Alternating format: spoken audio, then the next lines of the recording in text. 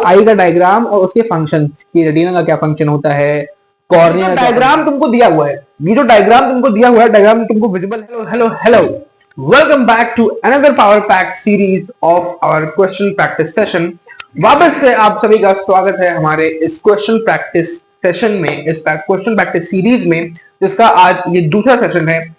Light वाली जो video थी वो आपको मिल रही होगी, उसमें थोड़ा लेट इस वजह से हुआ क्योंकि हमारे जो मित्र हैं, एक जो थंबनेल डिजाइन करने का काम करते हैं हमारे लिए, उन्होंने भाई साहब कर दिया लेट। तो गलती मेरी नहीं है, मैंने वीडियो रिकॉर्ड करके उनको बहुत पहले दे दी थी, लेकिन अब उन्होंने डालने में टाइम लगा दिया। It's not my fault, I am very very sorry for that.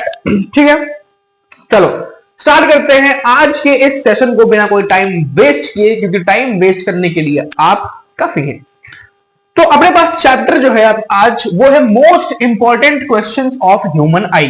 देखो कहानी क्या है, कहानी ये है कि पहले मैंने सोचा कि ऑल्टरनेट कर लेते हैं, मतलब कि एक फिजिक्स का चैप्टर, एक केमिस्ट्री का और एक बायो का। बट देन आई रियलाइज्ड कि जो काम शुरू किया है उस काम को पहले खत्म कर लेते हैं, फिर कहीं आगे बढ़ते हैं। तो पहले पूरी फिजिक्स एक लाइन में निपटा देंगे, फिर पूरी बायो एक लाइन में निपटा देंगे और फिर पूरी केमिस्ट्री एक लाइन में निपटा देंगे, क्योंकि केमिस्ट्री एक ऐसा सब्जेक्ट है जिसका क्वेश्चन प्रिडिक्ट कर नहीं सकते उतने इंपॉर्टेंट, तो उसमें तो सभी इंपॉर्टेंट है, ठीक। लेकिन केमिस्ट्री सॉरी बायो और फिजिक्स दो ऐसे चैप्टर्स हैं जिनमें आपको नीड होती है कि आपको अगर टॉपिक्स पता चल जाए तो आपके लिए इजी हो जाता है क्या करना, मार्क्स स्कोर करना, ठीक। तो इसलिए हमने पहले क्या स्टार्ट किया, पहले फिजिक्स हमने स्टार्ट किया और उसका आज दूसरा चैप्टर अपन लोग करने वाले हैं, that is human I and the colourful world. चलो शुरू करते हैं। देखो इस चैप्टर के बारे में अगर मैं तुमको थोड़ा ओवरव्यू दूं तो ये एक ऐसा चैप्टर है जिसमें तुमको फिजिक्स का, ये एक ऐसा चैप्टर है जिसमें तुमको न्यूमेरिकल बेस्ड प्रॉब्लम्स ज्यादा देखने को नहीं मिलेंगी। इस चैप्टर में तुमको जो ज्यादा देखने को मिलेगा वो क्या देखने को मिलेगा, इस चैप्टर में तुमको ज्यादा देखने को मिलेंगी तो थ्योरी बेस्ड प्रॉब्लम्स, ठीक, ह्यूमन आई के डायग्राम्स, ये सारी चीजें तुमको देखने को इस चैप्टर में मोस्ट प्रोबेबली मिल जाएंगी, ठीक। न्यूमेरिकल्स कम मिलेंगे तो न्यूमेरिकल्स की प्रैक्टिस हम भी उतनी नहीं करेंगे, कॉन्सेप्ट बेस्ड लॉजिकल प्रैक्टिस अपन लोग करने वाले हैं, ठीक। इसी के साथ बढ़ते हैं अपने पहले क्वेश्चन की तरफ। आओ मेरे साथ, तो आओ पहला क्वेश्चन अपने पास 5 स्टार के लिए है। ये मतलब ये क्वेश्चन एक ऐसा क्वेश्चन है जिसके 95% चांसेस हैं कि तुम जो अपना बोर्ड का पेपर दोगे तो तुमको ये सेम क्वेश्चन या फिर इस तरीके का क्वेश्चन तुमको देखने को मिलेगा, इसलिए 5 स्टार क्वेश्चन है ये, इसको इंपॉर्टेंट ध्यान से देखना। 5 स्टार टू नथिंग नहीं वाला है ये 5 स्टार डू एवरीथिंग वाला क्वेश्चन है, ठीक है, समझ लो। देखो क्या कहता है, तुमको एक डायग्राम दिया हुआ है, ठीक, ये एक डायग्राम दिया हुआ है तुमसे क्वेश्चन क्या कह रहा है, name the defect of vision. Vision में जो डिफेक्ट है वो बताना है in the diagram given, reason for your answer, ठीक। क्या दिया है कि ये जो डायग्राम तुमको दिया हुआ है, ये जो डायग्राम तुमको दिया हुआ है, डायग्राम तुमको विजिबल है, ठीक, दिख रहा है ना, ये जो डायग्राम तुमको दिया हुआ है, इस डायग्राम को देख के तुमको पहले तो ऑब्जर्व करना है इस डायग्राम को कि ये डायग्राम किस डिफेक्ट का है, ठीक। तो उस डिफेक्ट का पहले नाम लिखो, ठीक, और वो डिफेक्ट यहां पे क्यों है उसके कारण लिखने हैं, ठीक।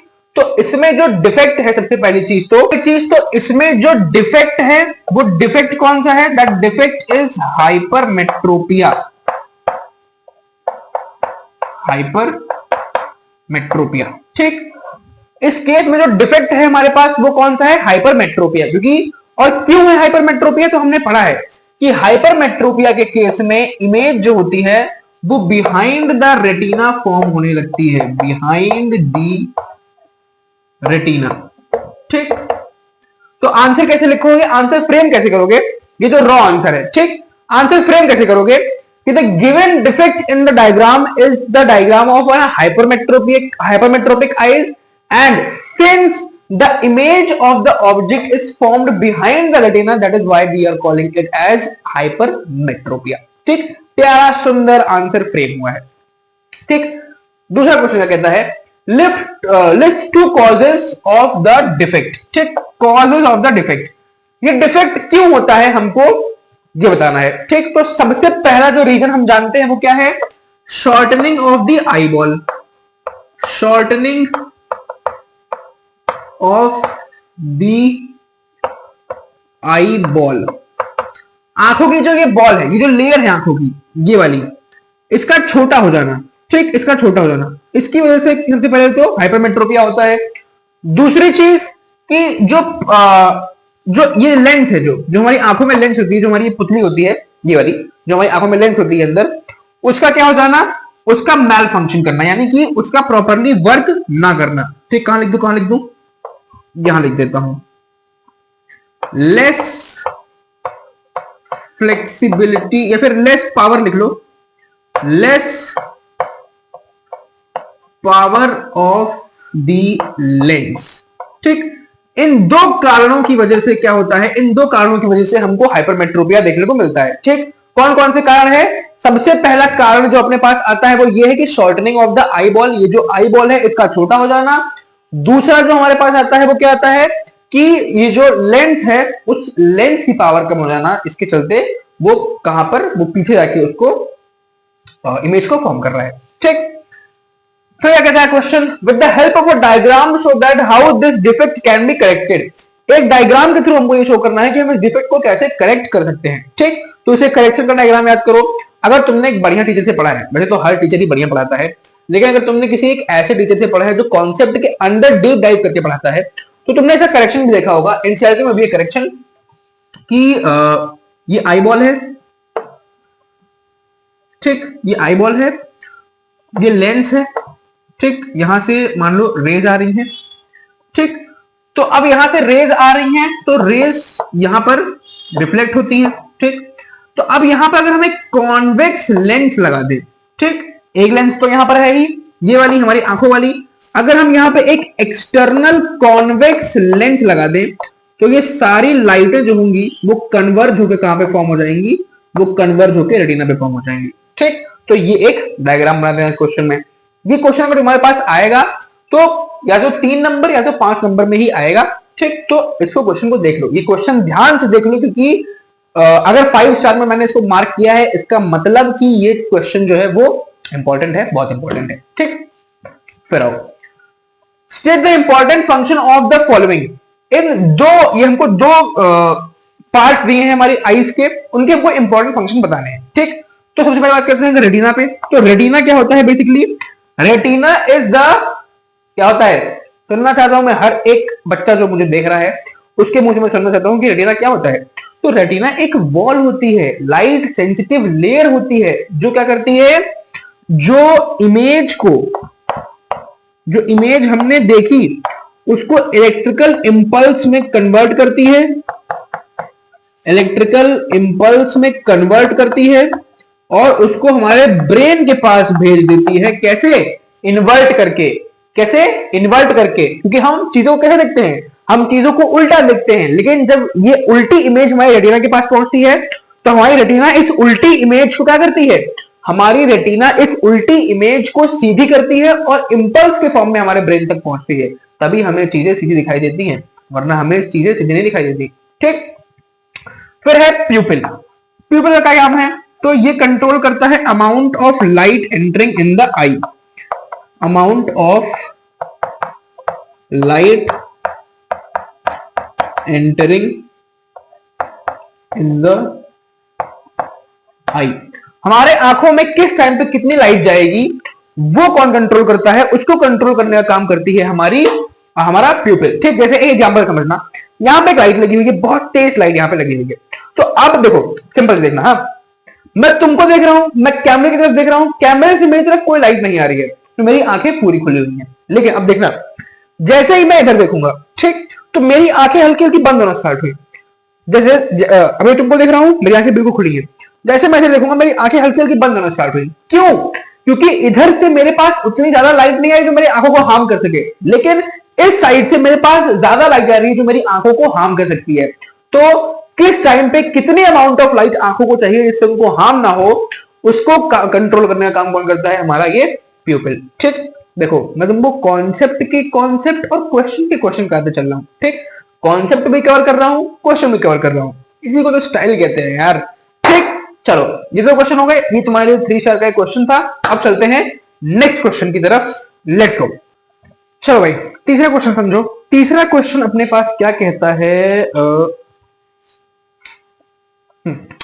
तीसरा क्वेश्चन अपने पास कहता है, a beam of red light and a beam of violet light are incident at the same angle on the inclined surface of a prism from air and produce angle of refraction R and V respectively. Which of the following is correct? ठीक, ये दो हमको options दिए हुए हैं. ठीक, आए क्या कहा क्वेश्चन ने, सब ऊपर से निकल गया, समझाता हूं, मैं खड़ा हूं ना. क्या बोल रहा है कि दो बीम ऑफ लाइट हैं, यानी कि रे ऑफ लाइट हैं, एक रेड लाइट की एक वायलेट लाइट की. वो दोनों एक प्रिज्म पे पड़ती हैं और प्रिज्म पे जब पड़ती हैं तो उनका एंगल ऑफ इंक्लिनेशन सेम है, सॉरी एंगल ऑफ इंसिडेंस, यानी कि जिस एंगल पे वो गिर रही है प्रिज्म पे, वो रेड लाइट और वायलेट लाइट दोनों का सेम है. ठीक, फिर जब वो पड़ती है तो वो रिफ्रैक्ट होती है, क्योंकि रिफ्रैक्शन होता है तो वो रिफ्रैक्ट होती है. रिफ्रैक्ट होने के बाद, ठीक, रिफ्रैक्ट होने के बाद जो एंगल ऑफ रिफ्रैक्शन है वो एक का आर है, रेड लाइट का आर है और वायलेट लाइट का वी है. तो इन दोनों ऑप्शन में से कौन सा सही ऑप्शन होगा हमको ये बताना है. ठीक, ऑप्शन तो वैसे 4 दिए थे, मैंने लिखे नहीं है, 2 ही लिखे हैं. तो इन दोनों में से कौन सा ऑप्शन सही है ये हमको बताना है. ठीक, अब देखो, ये पहली बात तो एक लॉजिकल क्वेश्चन है. ठीक, बहुत लॉजिक वाला क्वेश्चन है ये, इसमें लॉजिक लगता है. बहुत सारे टीचर्स इसको कंफ्यूज करके बताते हैं कि वो पहले स्नेल्स लॉ लगाएंगे, स्नेल्स लॉ लगा के फिर वो स्नेल्स लॉ लगाएंगे, स्नेल्स लॉ लगाने के बाद फिर वो अपना रिफ्रैक्शन वाला फॉर्मूला लगाएंगे. ठीक, और फिर उसे पूरा प्रूव करेंगे. लेकिन मैं ये कहता हूं कि जब तुमको ये 3 नंबर में 2 नंबर में नहीं बताना है, ये एमसीक्यू टाइप है, तो बच्चे का इतना दिमाग क्यों खा रहे हो. ठीक, थोड़ा इजी करो, तो हम इजी करेंगे. देखो, इसका डायग्राम मैं यहाँ पे बना रहा हूं. इस क्वेश्चन के लिए सबसे सही चीज है, जो सबसे सही तरीका है वो ये है कि तुम प्रिज्म बना लो. ठीक, तुम प्रिज्म बना लो. तुमने प्रिज्म बनाया, ये आई रेड लाइट, ठीक, ये आई वायलेट लाइट, दोनों का एंगल ऑफ इंसिडेंस सेम है, कोई दिक्कत नहीं होनी चाहिए,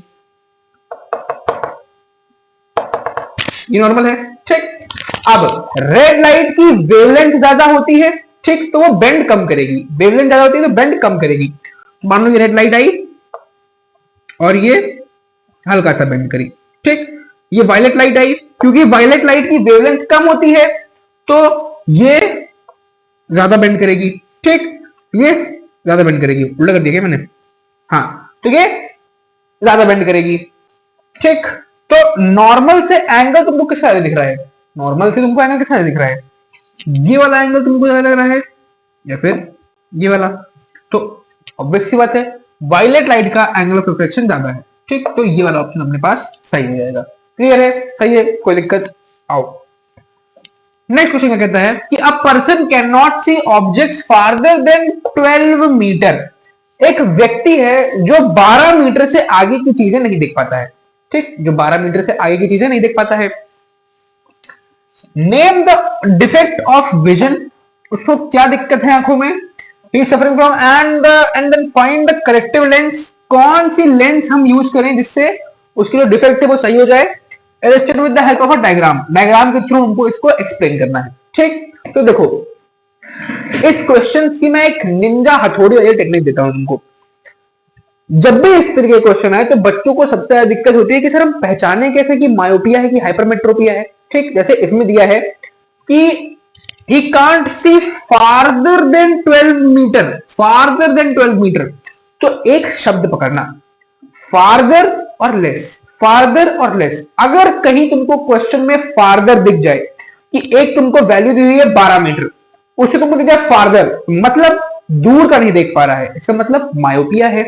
अगर लिख जाए कि लेस देन 12 सेंटीमीटर, मतलब 12 मीटर से पहले का नहीं देख पा रहा है, यानी कि उसको हाइपरमेट्रोपिया है, पास का नहीं देख पा रहा है. तो 2 शब्द रट लो, फार्दर और लेस देन. अगर फार्दर तो मायोपिया, लेस देन तो हाइपरमेट्रोपिया. ठीक, तो इस केस में अपने पास फार्दर दिया है, यानी कि जो डिफेक्ट है इसको भाई साहब को हमारे वो है मायोपिया. मेरोपिया घर आयो ओराम जी. ठीक, तो इन भाई साहब को दिक्कत है मायोपिया की.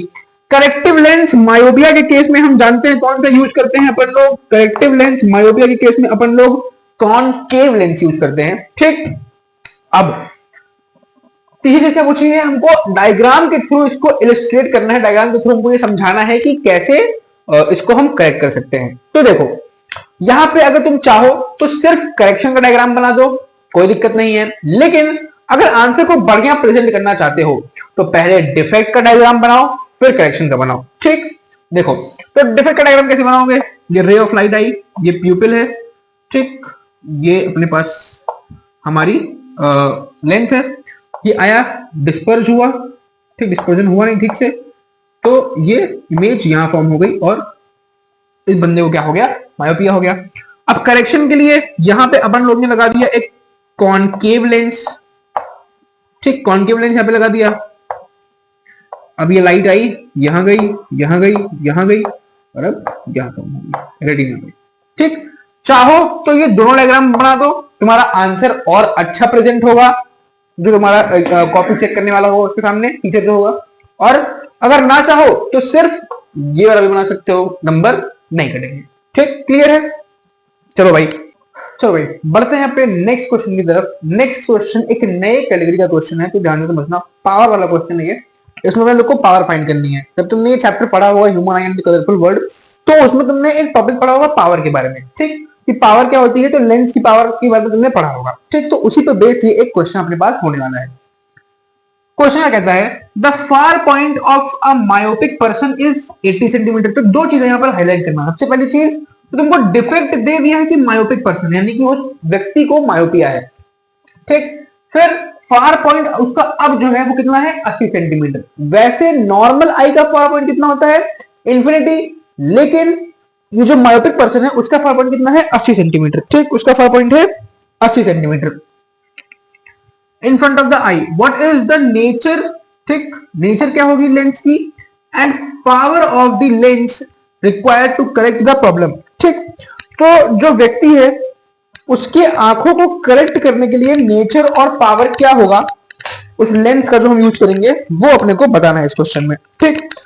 तो सबसे पहले जैसा कि हमने अप्रोच सीखी है, अपने को सबसे पहले चाहिए गिवन क्वांटिटीज, कि हमको गिवन क्या क्या इंफॉर्मेशन है। तो सबसे पहले तो हमको डिफेक्ट गिवन है कि ये जो व्यक्ति है एक मायोपिक पर्सन है, यानी कि इसको मायोपिया है, ठीक, पहली इंफॉर्मेशन। दूसरी इंफॉर्मेशन क्या है कि उसका जो फार पॉइंट है, ठीक, वो कितना है, फार पॉइंट अपने पास जो है वो है 80 सेंटीमीटर, ठीक, इन फ्रंट ऑफ, ठीक है, बस। हाँ, अब अपने को फाइंड करना है, ठीक। तो आ जाओ सोल्यूशन पे आ जाओ। सोल्यूशन में सबसे पहले तो अपन लोग क्या लगाने वाले हैं, सबसे पहले सोल्यूशन में अपन लोग लगाएंगे लेंस फॉर्मूला, ठीक। लेंस फॉर्मूला हम लोग जानते हैं 1/f is equal to 1/v minus 1/u, ये होता है अपने पास लेंस फॉर्मूला। यहां तक तो हर बच्चा सॉल्व कर लेगा, लेकिन मेन प्रॉब्लम अब आने वाली है कि सर इस क्वेश्चन में हम v क्या रखें और u क्या रखें। मेन दिक्कत यहां से आना शुरू होती है इस क्वेश्चन में, ठीक। तो बहुत ध्यान से इस कॉन्सेप्ट को समझना कि इनिशियली इसको क्या कहते हैं, फाइनल वेलोसिटी। क्लास 9 में पढ़ा होगा तुमने चैप्टर मोशन, ठीक। तो उसमें v का मतलब क्या होता था, फाइनल वेलोसिटी, u का मतलब क्या होता था, इनिशियल वेलोसिटी। उसी तरीके से यहां पे रिलेट करने की कोशिश करो कि फाइनली अपने पास जो फाइनली वो देख पा रहा है, वो कितना देख पा रहा है, 80 सेंटीमीटर, और इनिशियली एक नॉर्मल आई कितना देख पाती है, इंफिनिटी।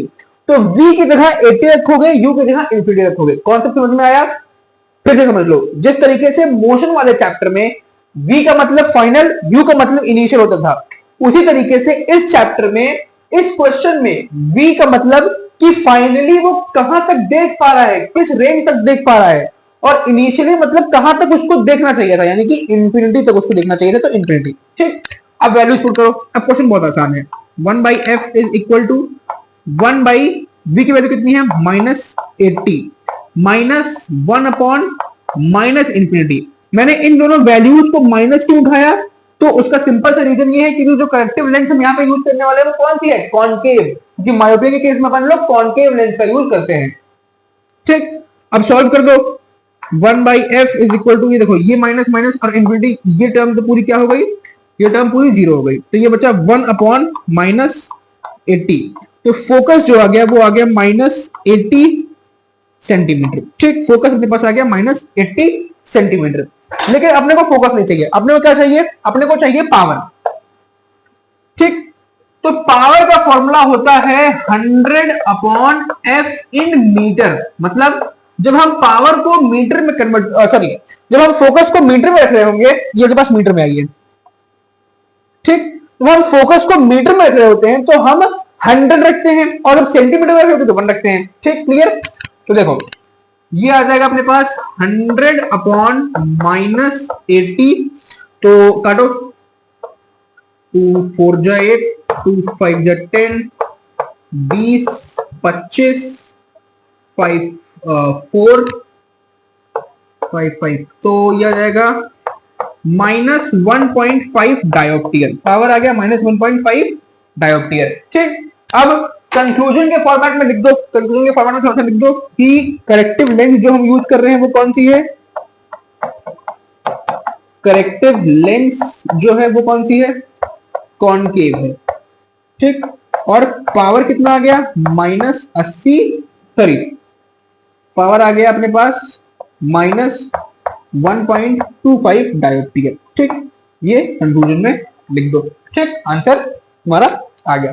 ठीक, चलो नेक्स्ट क्वेश्चन की तरफ चलते हैं। एक हमने पावर निकालने वाला क्वेश्चन कर लिया अपनी कॉनकेव लेंस के लिए, एक कर लेते हैं कॉन्वेक्स लेंस के लिए और थोड़ा सा एडिशनली भी इसमें कुछ ऐड कर देते हैं। ठीक है, आओ क्वेश्चन क्या कहता है, make a diagram to show the how hypermetropia is corrected. ठीक, तो सबसे पहली चीज तो इस क्वेश्चन के अंदर हमको एक डायग्राम बना के शो करना है कि जो हाइपरमेट्रोपिया प्रॉब्लम होती है, यानी कि एक पर्टिकुलर पॉइंट के अंदर किसी एक व्यक्ति को चीजें दिखना बंद हो जाती हैं, वो कैसे करेक्ट किया जाता है उसका अपने लोग को एक डायग्राम बनाना है। ठीक, तो क्या कह रहा है, the near point of a hypermetropic eye is 1 metre, what is the power of the lens required to correct the problem. ठीक, तो क्या कहना चाह रहा है कि जो नियर पॉइंट है आंखों का किसी एक पर्सन की, वो कितना है, 1 मीटर। ठीक, तो अब करेक्शन के लिए जो लेंस यूज होगी उसकी पावर क्या होगी हमको ये बताना है। ठीक, तो सबसे पहले भाई साहब लिख लो गिवन इंफॉर्मेशन अपने पास क्या दे रखी है। ठीक, तो गिवन में सबसे पहले अपने को प्रॉब्लम दी हुई है हाइपरमेट्रोपिया। ठीक, हाइपरमेट्रोपिया। ठीक, नियर पॉइंट दे रखा है हमको 1 मीटर, लेकिन हम ऐसे पॉइंट को मीटर में तो रखते नहीं है, तो ये हो जाएगा अपने पास 100 सेंटीमीटर। ठीक, तो अब अपने को कैलकुलेट करना है, तो सोल्यूशन पे आ जाओ।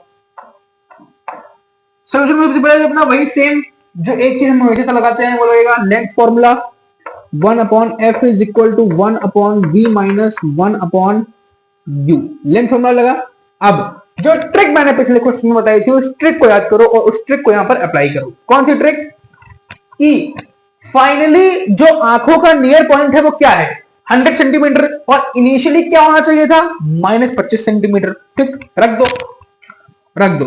ठीक, 1/f is equal to 1/100 minus 1/-25। ठीक, सॉल्व करो। 1/f इज इक्वल टू, ये एलसीएम लो 100 हो जाएगा। ठीक, ये माइनस आएगा ना, एलसीएम लो 100 हो जाएगा माइनस का, तो ये -1 प्लस 4/100, तो 1/f बराबर 3/3 है। ठीक है, 3 है ये, 3/100। ठीक, तो फोकस जो अपने पास आएगा वो कितना आएगा, फोकस आएगा अपने पास 100/3। ठीक, फोकस 100/3 आ गया।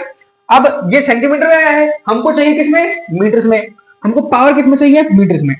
तो पावर जो अपने को मीटर्स में चाहिए तो 100/f कर दो, तो ये आएगा 100/100/3, 100 इंटू 3/100 हो जाएगा ये। क्यों, क्योंकि ये ऊपर जाएगा, ये यहाँ नीचे आएगा, तो 100 से 100 कैंसिल।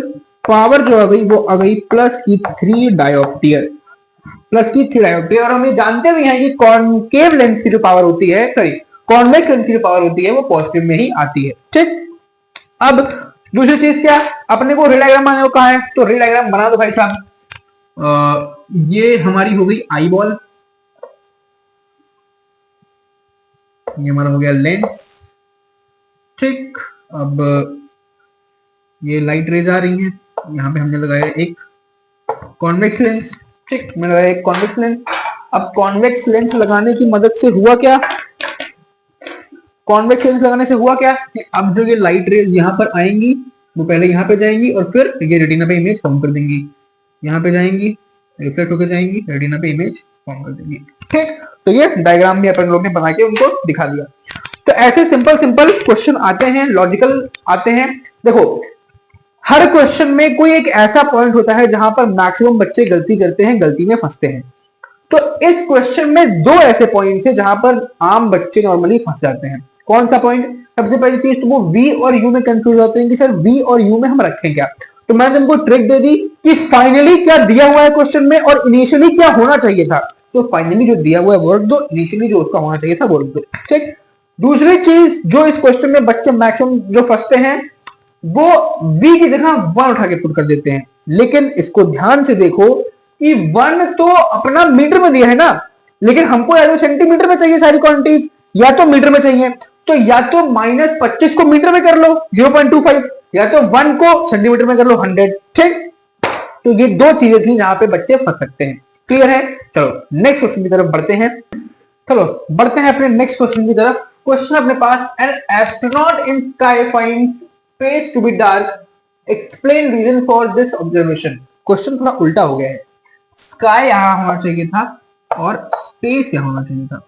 तो क्वेश्चन कुछ ऐसा होना चाहिए कि an astronaut in the space find the sky to be dark, explain reason for that observation. ठीक, तो इसमें जो की पॉइंट यूज होने वाला है इस क्वेश्चन को फ्रेम करने के लिए वो होने वाला है concept of dispersion. Concept of dispersion, dispersion की जो फिनोमेना होती है उसका यूज करके हम इस आंसर को लिखने वाले हैं। ठीक, तो पहले इस फिनोमेना को समझ लो, फिर आंसर तुम खुद से फ्रेम करना। ठीक, तो डिस्पर्जन की फिनोमेना सिंपल सी क्या कहती है कि जितने ज्यादा वेवलेंथ की लाइट उतनी देर में, उतनी जल्दी वो क्या करेगी, उतनी जल्दी वो रिफ्रैक्ट कर जाएगी। ठीक, उतनी जल्दी वो रिफ्रैक्ट करेगी। ठीक, तो सबसे पहले जब लाइट आएगी तो वो कौन सी रिफ्लेक्ट करेगी? विजुअल होता है ना फॉर्मेट, तो वायलेट, इंडिगो, ब्लू, रेड। ठीक, फिर ऐसे विजुअल के फॉर्म में लाइट क्या होती हैं, डिस्पर्स होना स्टार्ट होती हैं। जिसकी जितनी ज्यादा वेवलेंथ उसका उतना कम डिस्पर्जन, जिसकी जितनी ज्यादा वेवलेंथ उसका उतना कम डिस्पर्जन। ठीक, तो क्योंकि एक एस्ट्रोनॉट स्काई में है, ठीक, यानी कि वो अर्थ के सरफेस के अंदर नहीं है, वो अर्थ के सरफेस के बाहर है। तो अर्थ के सरफेस के बाहर वायलेट और इंडिगो ये दो लाइट से सिर्फ डिस्पर्स होती हैं। इसी वजह से एस्ट्रोनॉट को स्पेस में स्काई डार्क दिखता है। क्यों? क्योंकि वहां पर डिस्पर्जन की फिनोमेना किस किस के लिए हुई है, वायलेट और इंडिगो। और वायलेट और इंडिगो जब मिलते हैं तो वो एक ब्लैक शेड फॉर्म करते हैं, जिसके चलते एस्ट्रोनॉट को स्पेस में स्काई डार्क दिखाई देता है। लेकिन जब हम अर्थ के सरफेस पे प्रेजेंट होते हैं तो अर्थ के सरफेस पे हम तक लाइट पहुंचने तक वायलेट, इंडिगो, ब्लू ये तीनों लाइट डिस्पर्स हो जाती हैं और हमको कौन सी कलर दिखाई देती है, हमको स्काई कलर ब्लू दिखाई देता है। ठीक, फिर समझ में आया? फिर से एक बार समझा देता हूं कि जब सन से लाइट आती है तो स्पेस में सिर्फ दो तरीके की लाइट्स डिस्पर्स होती हैं, वायलेट और इंडिगो। और इन्हीं दोनों कलर के डिस्पर्स होने का जो मिक्सचर बनता है उसकी वजह से हमको दिखाई देता है कि एस्ट्रोनॉट का दिखाई देता है, एस्ट्रोनॉट को हमारा स्काई डार्क दिखाई देता है। ठीक, लेकिन अर्थ के सरफेस तक आते आते ब्लू लाइट भी डिफ्रेक्ट, ब्लू लाइट का भी रिफ्रैक्शन होता है। इसी के चलते क्या कर सकते हैं हम कि हमको स्काई ब्लू दिखाई देता है और एस्ट्रोनॉट को स्काई डार्क दिखाई देता है। क्लियर है? चलो नेक्स्ट क्वेश्चन पे चलते हैं। नेक्स्ट क्वेश्चन क्या है अपने पास? ठीक, ये सारे क्वेश्चंस, ये 4 क्वेश्चन थे, ये इस क्वेश्चन का पार्ट है। 5 नंबर का एक क्वेश्चन था इसमें ये 4 क्वेश्चन अंदर उसके दिए हुए थे। पहला क्वेश्चन क्या है, in which part of the eye image is formed. तो इमेज कौन से पार्ट में फॉर्म होती है आई की? तो आई की रेटिना, जो एक लाइट सेंसिटिव वॉल होती है, वहां पर इमेज फॉर्मेशन होता है। तो इसका आंसर होगा रेटिना। रेटिना।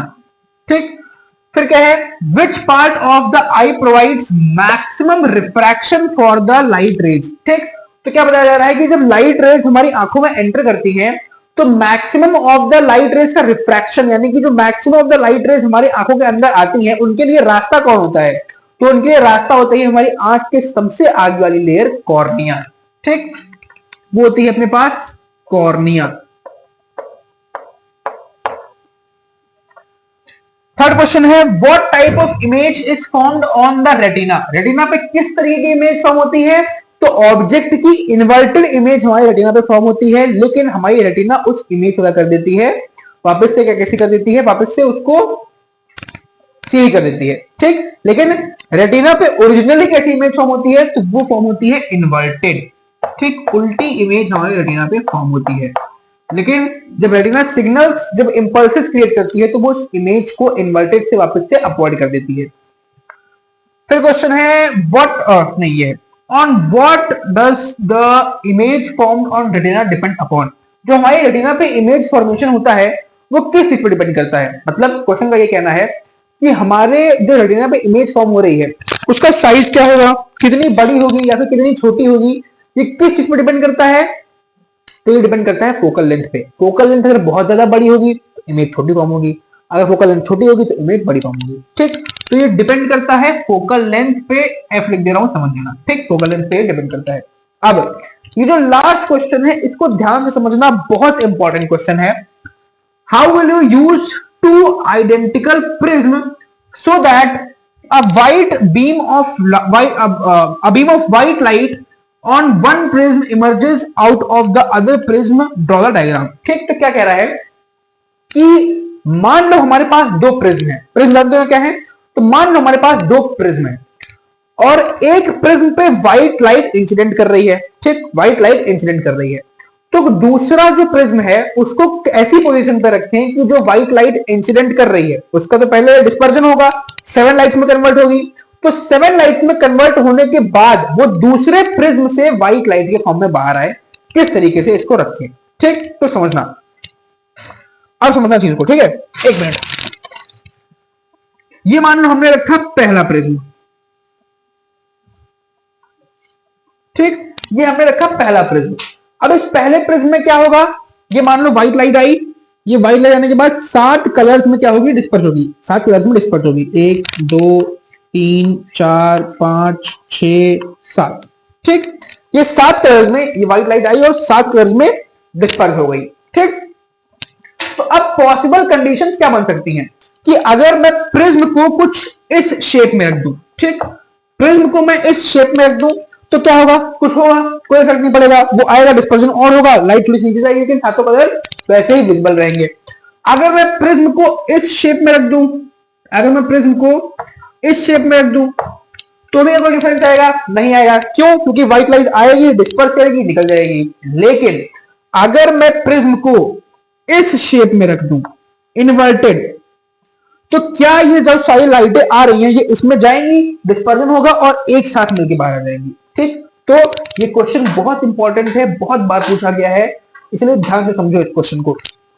ये लाइटें यहां पे आई, ये अब सारी एक साथ क्या हो जाएंगी, ये सारी एक साथ कन्वर्ज हो जाएंगी वापस से, और ये अगेन एक व्हाइट लाइट के फॉर्म में बाहर आ जाएंगी, ठीक। तो जब भी ये क्वेश्चन मेरे टाइम पे, जब मैंने बोर्ड के पेपर दिए थे, तो उस टाइम पे मेरे सेट में भी ये क्वेश्चन आए थे। ये क्वेश्चन जो था ये सेम क्वेश्चन आया था कि प्रिज्म की पोजीशन वाला क्वेश्चन, ये बहुत इंपॉर्टेंट, बहुत बहुत बहुत इंपॉर्टेंट है। मैं तो कहूंगा इसको स्टार मार्क करो, स्टार नहीं तुम इसको 5 स्टार मार्क करो, 5 स्टार क्वेश्चन, 5 स्टार क्वेश्चन, बहुत इंपॉर्टेंट क्वेश्चन है। आने की संभावना 90% है कि किसी ना किसी एक सेट में तुमको ये क्वेश्चन देखने को मिल जाएगा कि अगर हमको एक प्रिज्म से हम लाइट पास करा रहे हैं, व्हाइट लाइट, तो हमको दूसरे प्रिज्म हम कैसा रखें कि हमको व्हाइट लाइट वापस से मिल जाए, 7 कलर हमको ना मिले, हमको व्हाइट लाइट वापस से मिल जाए। तो दो आइडेंटिकल प्रिज्म से अगर हमको व्हाइट लाइट वापस चाहिए तो हमको क्या करना होगा, दोनों प्रिज्म को इन्वर्ट रखना होगा, यानी कि एक प्रिज्म सीधा, एक प्रिज्म उल्टा, ठीक। क्लियर है, कोई दिक्कत, कोई परेशानी? चलो नेक्स्ट क्वेश्चन की तरफ अपन लोग बढ़ते हैं। चलो अब अपने इस सेशन के लास्ट 2 क्वेश्चंस देख लेते हैं इस स्लाइड पे, फिर नेक्स्ट स्लाइड पे अपन लोग मोस्ट इंपॉर्टेंट टॉपिक्स इस चैप्टर के देख लेंगे, ठीक है। अब क्वेश्चन कहता है what is scattering of light, scattering of light का जो फिनोमेना है हमको उसको एक्सप्लेन करना है। Why is the clear sky blue, ठीक। तो इस क्वेश्चन के अंदर 2 क्वेश्चंस हैं। सबसे पहली चीज तो स्कैटरिंग ऑफ लाइट का फिनोमेना क्या है, दूसरी चीज जो ब्लू स्काई है वो हमको ब्लू क्यों दिखाई देता है, ठीक, जो स्काई है वो ब्लू क्यों दिखाई देता है। तो स्कैटरिंग ऑफ लाइट की अगर हम सबसे पहले बात करें तो अगर देखो दो क्वेश्चन पूछ रहे हो, 2 पॉइंट्स में आंसर दोगे। तो स्कैटरिंग ऑफ लाइट में सबसे पहले तो भाई साहब पूरी डेफिनेशन लिखोगे, ठीक। डेफिनेशन में लिख के नहीं दे रहा हूं तुम लिख लेना, मैं वर्डिंग तुमको बता रहा हूं कि डेफिनेशन तुमको क्या लिखना है, ठीक। तो स्कैटरिंग ऑफ लाइट एक ऐसी फिनोमेना है, एक ऐसी तरीके की फिनोमेना है जहां पर पार्टिकल से टकरा के लाइट अपनी लाइट का जो पाथ है वो पाथ अपना चेंज करती है, ठीक। तो डेफिनेशन में क्या लिखोगे कि the scattering of a light is a phenomena where when light strikes the particles of dust in air the light changes its path and the light changes its path, ठीक। तो ये पूरा स्कैटरिंग का phenomena जो मैंने अभी बोला definition वो लिख दे रहा, ठीक। फिर दूसरे पॉइंट में लिखोगे कि ब्लू लाइट जो स्काई है हमारा वो ब्लू क्यों होता है, ठीक। तो उसमें मैंने तुमको अभी एक क्वेश्चन में बताया as previous, same as previous, जैसा मैंने तुमको पिछला क्वेश्चन कराया वैसा ही ये क्वेश्चन भी है कि स्काई हमारा ब्लू क्यों दिखता है। जो स्काई हमारा जो ब्लू दिखता है उसका सिंपल से रीजन क्या है, उसका सिंपल से रीजन है स्कैटरिंग ऑफ लाइट की फिनोमेना। क्यों? क्योंकि सन से जब लाइट की रेस हमारे अर्थ की तरफ आती हैं तो लाइट के आते टाइम वायलेट और इंडिगो लाइट्स स्कैटर कर जाती हैं, वायलेट्स और इंडिगो लाइट्स क्या हो जाती हैं हमारे ऊपर फैल जाती हैं और हमारे अर्थ का जो स्काई है, जो एटमॉस्फेयर है, ब्लू लाइट वहां पे आके स्कैटर होती है। वहां पे ब्लू लाइट के स्कैटर होने के चलते हमको जो स्काई है हमारा वो ब्लू दिखाई देता है, ठीक। अब मुझे ऐसा याद आ रहा है कि जो एस्ट्रोनॉट वाला क्वेश्चन था उसमें मैंने तुमको स्काई के ब्लू दिखने की फिनोमेना को डिस्पर्जन लिखवा दिया है। आई थिंक मैंने तुमको डिस्पर्जन लिखवा दिया है, तो ये आंसर गलत है। अगर मैंने ऐसा करवाया है तो मेरी मिस्टेक, शायद मैं रिकॉर्ड करते टाइम थोड़ा कुछ ऊपर नीचे हो गया होगा, बट डिस्पर्जन वो फिनोमेना नहीं है। वो फिनोमेना कौन सी है? वो फिनोमेना है स्कैटरिंग ऑफ लाइट की। वो फिनोमेना किसकी है? स्कैटरिंग ऑफ लाइट की फिनोमेना है वो, ठीक। तो उसको करेक्ट कर लेना अगर मैंने ये ब्लंडर किया है, ये मिस्टेक की है तो, ठीक। दूसरा क्वेश्चन, ये 3 स्टार क्वेश्चन था, ठीक, यानी कि इंपॉर्टेंट है। अब आते हैं अपने लॉजिकल और कॉन्सेप्चुअल क्वेश्चन है हमारा एक, ठीक, उसको देख लेते हैं।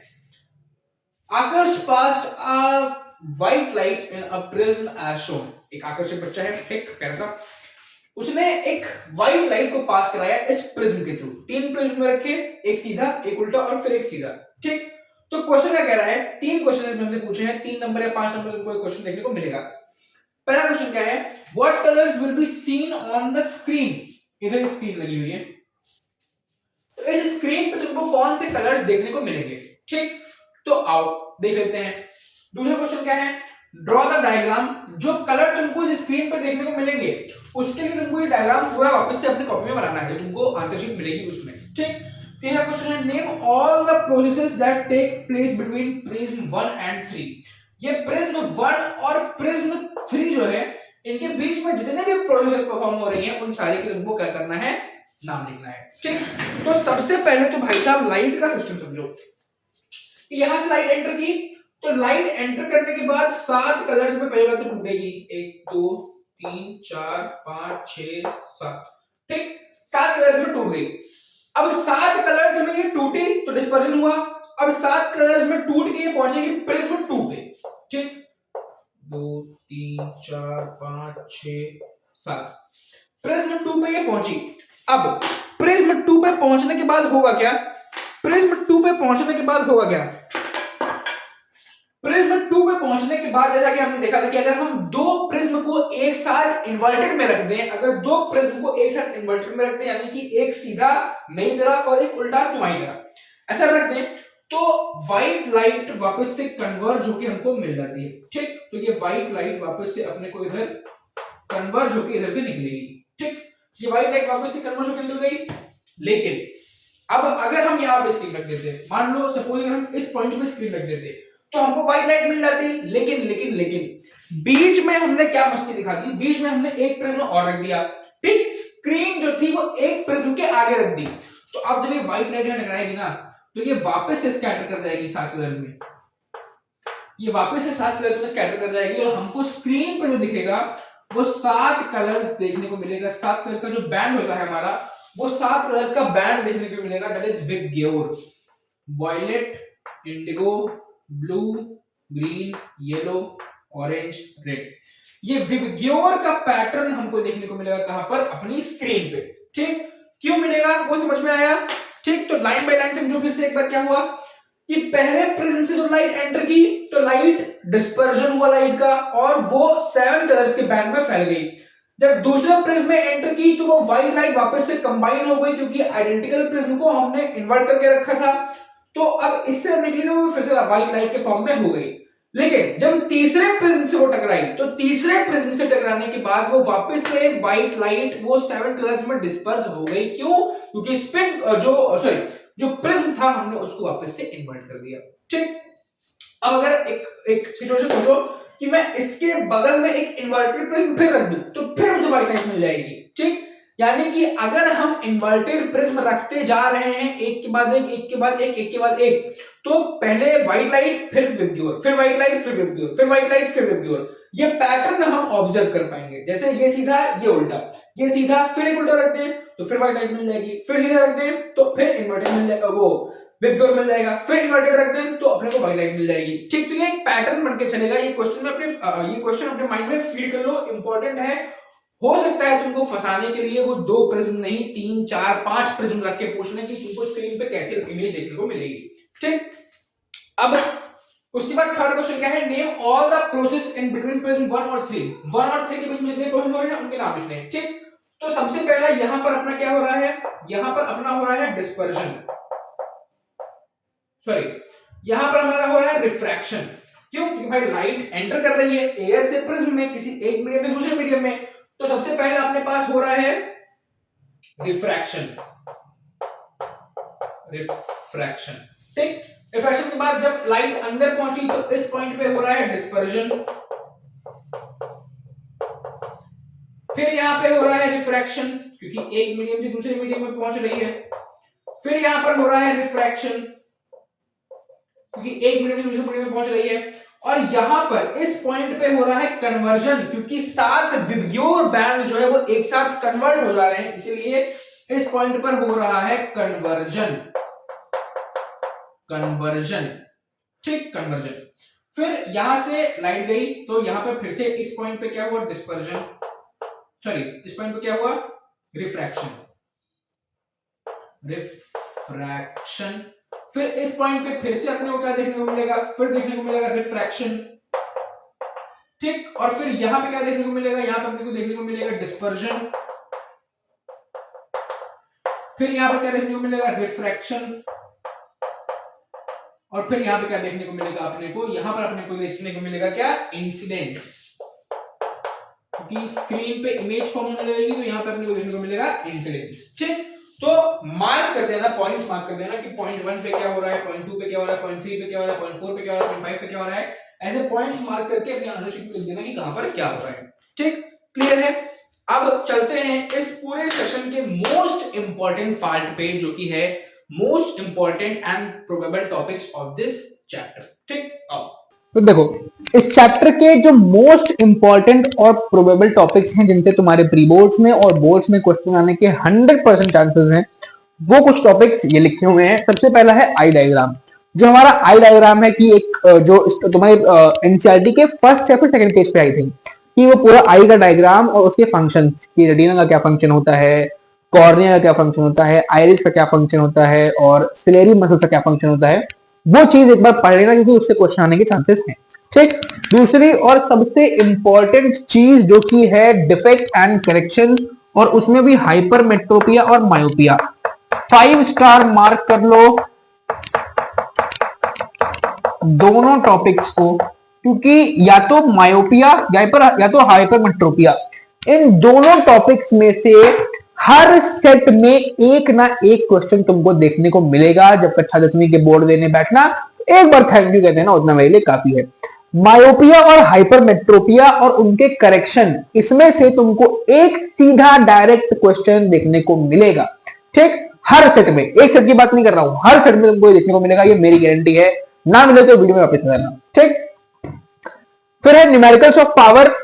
जो हमने अभी कुछ न्यूमेरिकल्स किए इस चैप्टर में, इसमें हमने पहले डिफेक्ट देखा, डिफेक्ट के बाद लेंस फॉर्मूला से यूज करके हमने पावर निकाली, कॉन्वेक्स और कॉन्केव लेंसेज की, वो पावर के न्यूमेरिकल वाला टॉपिक देख लेना। और लास्ट चीज प्रिज्म, मैंने तुमको इस सेशन में प्रिज्म के 2 क्वेश्चंस कराए और प्रिज्म इंपॉर्टेंट है। डिस्पर्जन ऑफ व्हाइट लाइट जो है 7 वेब कलर्स में, वो एक इंपॉर्टेंट टॉपिक है स्पेशली प्रिज्म के केस में। तो उसको एक बार अच्छे से पढ़ के जाना, जिस भी रिस्पेक्टिव टीचर से तुम पढ़ रहे हो, और टीचर्स आर गुड। मेरा काम अभी तुमको क्वेश्चन प्रैक्टिस कराना और मोस्ट इंपॉर्टेंट और प्रोबेबल टॉपिक्स तुमको देना है, वो मैंने तुमको दे दिया। ठीक, इसी के साथ एंड करते हैं आज के इस पावर पैक सेशन को। आई होप इस सेशन से भी तुमको उतनी ही हेल्प होगी जितनी पिछले सेशन से हुई। आई होप कि जब मैं ये वीडियो रिकॉर्ड कर रहा हूँ फाइनली, जब मैं रिकॉर्डिंग बंद कर रहा हूँ उस टाइम पे तुमको लाइट रिफ्लेक्शन एंड रिफ्रैक्शन का PYQ वाला जो सेशन था वो मिल चुका हो। अगर नहीं मिला है तो माफ कर देना उसके लिए, बट आई होप कि तुमको वो मिल चुका होगा। ठीक, और क्या चीज थी, ऐसे ही पढ़ते रहो। अपना नेक्स्ट चैप्टर जो होने वाला है वो होने वाला है इलेक्ट्रिसिटी, क्लास 10 की फिजिक्स का तुम्हारा नेक्स्ट चैप्टर। और एक ऐसा चैप्टर जिसमें बच्चों को बहुत दिक्कत होती है कि सर क्या पढ़ के जाएं, क्या छोड़ के जाएं, क्या इंपॉर्टेंट है, बहुत बड़ा चैप्टर है, टफ चैप्टर है, समझ में नहीं आ रहा है। वो सारे प्रॉब्लम का सोल्यूशन है PYQ सॉल्व करेंगे हम एक साथ मिलकर, और मोस्ट इंपॉर्टेंट टॉपिक भी एंड में अपन लोग डिस्कस करने वाले हैं। ठीक, कोई दिक्कत कोई परेशानी बताना एक बार कमेंट सेक्शन में, जरूर कुछ ना कुछ छोड़ के जाना। अगर तुमको ये वीडियो अच्छा लगा तो भी छोड़ के जाना, बुरा लगा तो भी छोड़ के जाना, लेकिन कमेंट सेक्शन में कुछ ना कुछ छोड़ के जाना, क्योंकि उससे फीडबैक मिलता है ना कि क्या गलत हो रहा है, क्या सही जा रहा है। ठीक, तो वो एक चीज है। इसी के साथ एंड करते हैं आज के सेशन को, मिलते हैं नेक्स्ट सेशन में इलेक्ट्रिसिटी वाले चैप्टर के साथ। तब तक अपना ध्यान रखो, stay safe, stay healthy, bye bye.